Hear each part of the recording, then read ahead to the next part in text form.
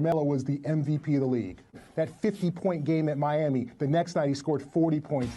You know, they beat the Heat 3 times. And this is a team, Kevin, that is not a great team. You've got a lot of old guys out there, Jason Kidd, Marcus Camby. They tried to throw Rasheed Wallace out there. They signed Kenyon Martin off the street.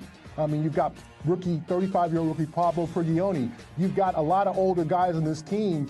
Carmelo is the only legitimate all-star in this team, especially, and he's the leader. And I just think he elevated his game. He elevated his team to new heights. Gary, this is Stephen A. Smith, my man.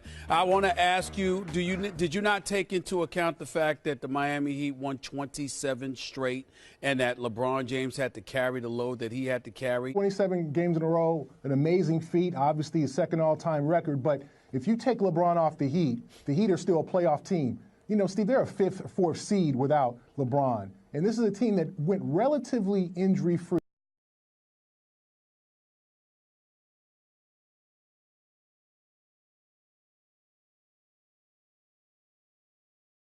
Part I get it, man.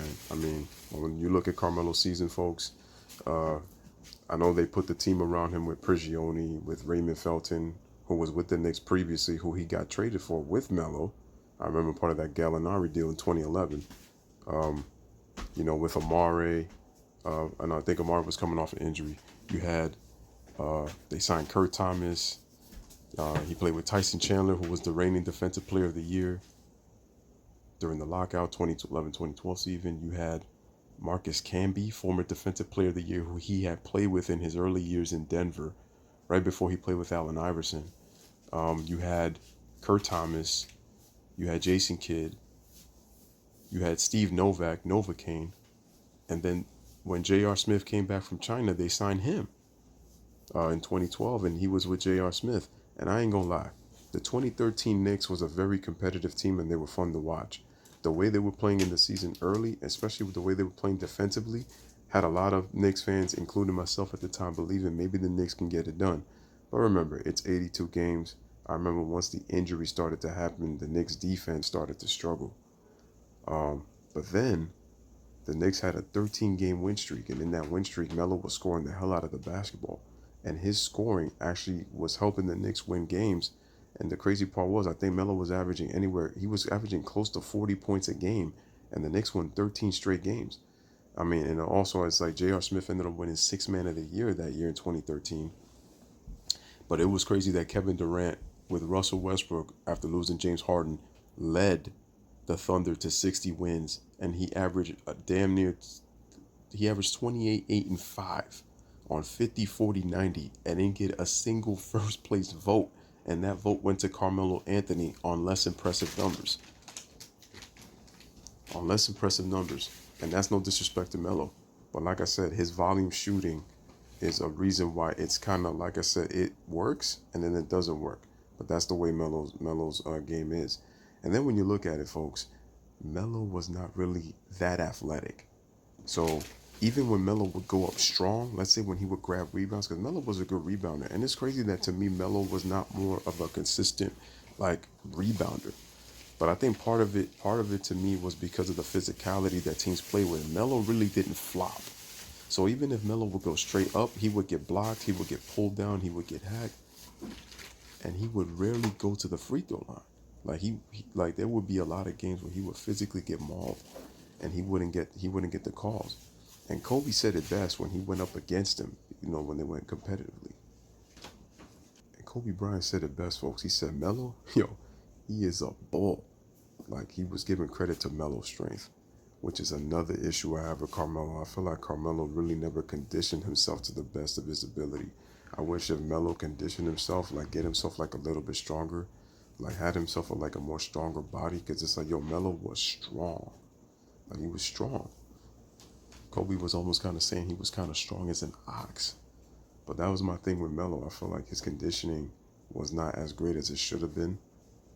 I remember the 2012 season in the lockout, Melo was actually out of shape.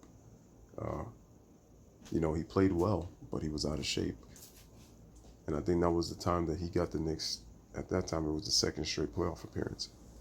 But yeah, the 2013 Knicks accomplished a lot. And we won our first playoff series since the 2000 season. So like Melo did good for us, and we should have beat the Indiana Pacers in that conference semis. Oh, can't forget we also had what, Kenyon Martin. Like the Knicks had a lot of pieces. It's just the problem was we were an older team, and once those injuries happened, like it really hurt us.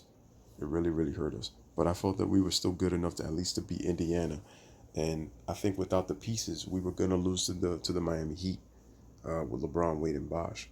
But I felt like if we had a full squad, we really would have gave them problems. Because if you notice, the Knicks, we beat them 3-1 in the regular season, and we matched up very well with the Heat.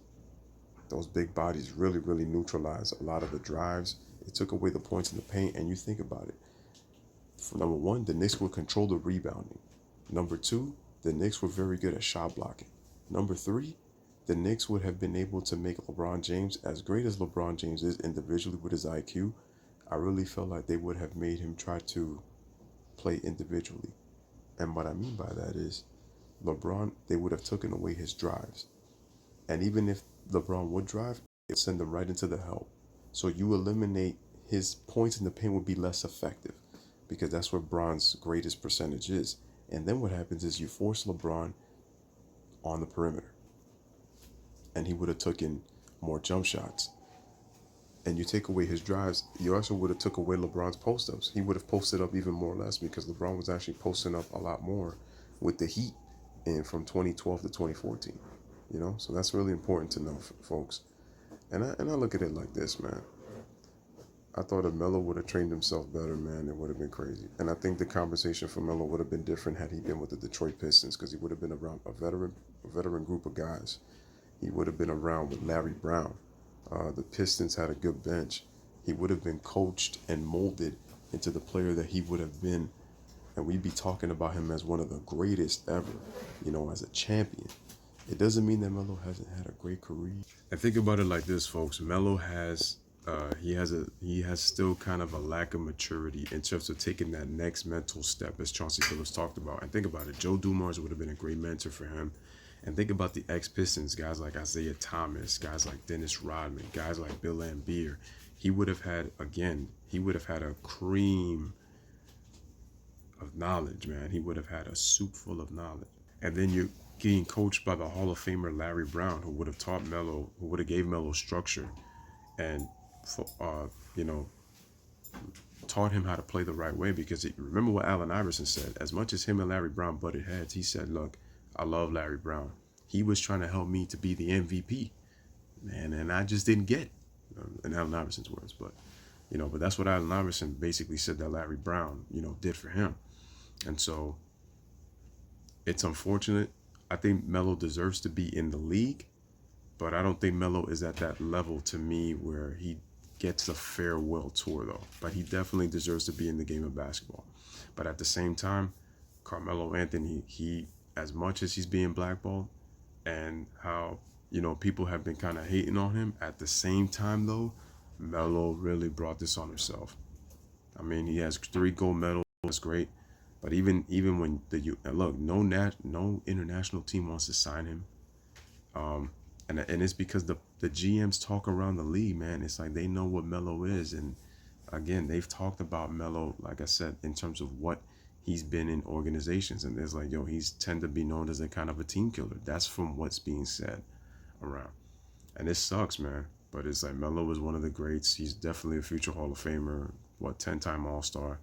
Like I said, he's had a great career in terms of offense. It's just what's missing is, it doesn't mean he doesn't have a great career, but in terms of, I just wish that he would get a championship so people just could get off his back. I just don't know if it's going to happen, and I don't know if he's ever going to get that opportunity again. But once again, ladies and gentlemen, this is Lewis, man, and I had to do this video, do a thorough breakdown of Carmelo Anthony and Stephen A. Smith basically saying that Carmelo, in his opinion, does not deserve a farewell tour. I said to some degree he does, but then again, like I said, he deserves to be in basketball. I just don't know if he's going to get it, because at the end of the day, it's kind of like this. Draymond says it best. They don't love you like that. You not Kobe. So it is what it is. But anyway, as always, bless up, live, laugh, love. Thanks for watching the video. DJ, you already know the deal, man. Hit that. Their tempo. Nuggets roll to push it. What a pass that time by Carmelo inside to Nene for the finish off the left-hand dribble. That was incredible. That was a Sandy Cole. Me copian el flow hasta como visto. El que venga con palomería, aquí lo dejo en visto. El transformador quemando.